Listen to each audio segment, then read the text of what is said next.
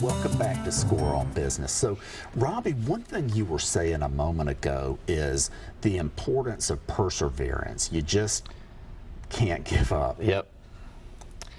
I mean, it's everything. You know, every single day and second as an entrepreneur is an up or a down, and there's one day where you'll get the best news in the world, and then there's another day where it's just awful. So you really got to be able to kind of take everything at even keel and persevere, because there's just so much thrown at you day to day between employees and payroll and you know, revenues and just all the partnerships and everything. It's tough. My personal experience has been that the days of great joy are not as common as the ones of sorrow. I mean, you know, hopefully they outweigh, you know, the good outweighs the bad, but it's all in building the company. Well, for me, I have a passion for it. And you talk about that when you speak to the students over at Vanderbilt. It's really a passion thing. Becoming an entrepreneur for the money is probably not the best reason.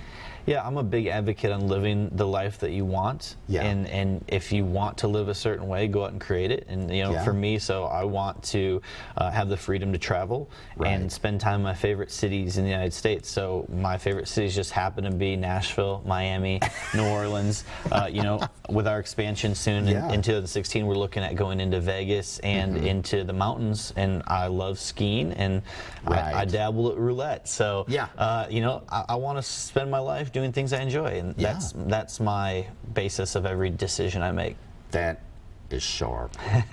Okay, so we've talked about the positive things. You know, not every company that's gone through the EC has done well. What are some of the danger signs, or what do you see with companies that didn't do as well?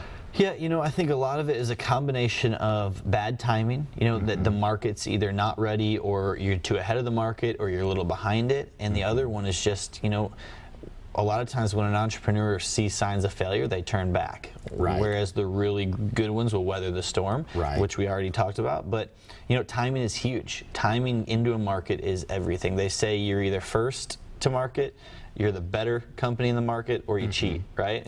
You don't want the third one. So the goal is to be first and best. You know, in my instance, we're lucky that Batch Weekend is right now first and best. That's awesome. Yeah, so that's kind of where we're at, and we're hoping to keep it that way. Yeah.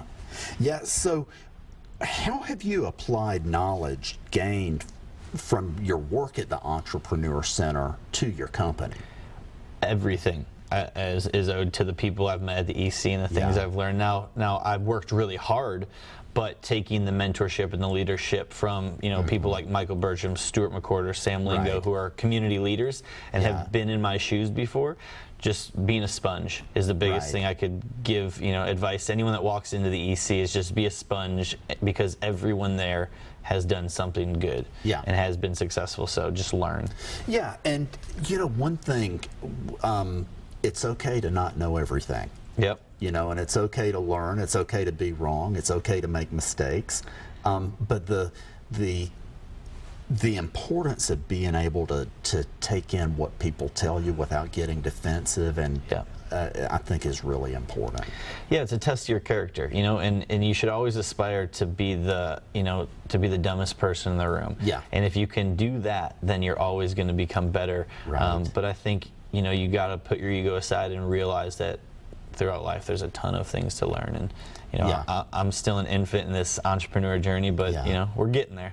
Well, I'll tell you, I try to take that same attitude. I'm trying to always learn and grow. And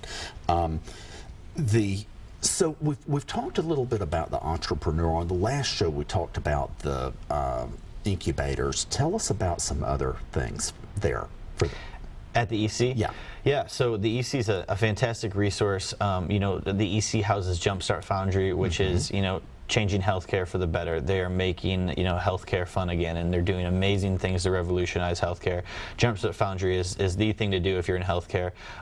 They have a publishing accelerator coming out backed by Ingram, which is fantastic. Right. So that's going to be great to look forward to in 2016. And then obviously I'm partial to Project Music, which they just announced a new one. Yeah, so I helped create that program last year and 2 years ago, and have now Heather McBee's at the helm, and she's doing a great job, and they've announced another one, and it starts up again in January. And you know, if you want to change the world of music via technology, Nashville's the place to be. It is.